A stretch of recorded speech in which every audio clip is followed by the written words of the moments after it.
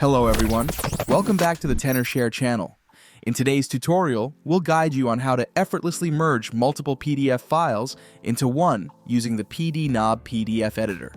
Tenorshare PDNob editor is a powerful, user-friendly PDF editing software designed for both Windows and Mac users. Simply click the link in the video description to download and install this AI-powered tool.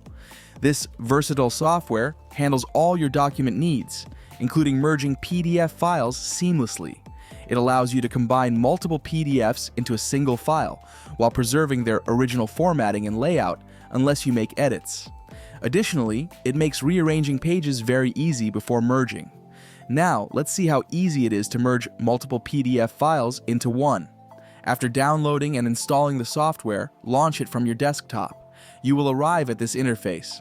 Click on Open PDF and use Windows File Explorer to locate and select the PDF file you want to work on. Click on Open, and the PDF file will be displayed in the viewer. At the top, you can see several tools and controls to manage the PDF file. We won't be discussing all of them in this tutorial. I'm simply going to head over to Merge PDF. This window will open, displaying some details about the current PDF file, such as the total number of pages and the page range, which you can edit and specify for the merger. To add multiple files, click on Add Files, select the files you want, and click on Open. They will be added to this list. From here, you can drag each file to rearrange them in your preferred order. You can also select the page range for each file, if necessary. Once you're done, click on Merge. You will then be taken to this window, where you can see all the pages merged together.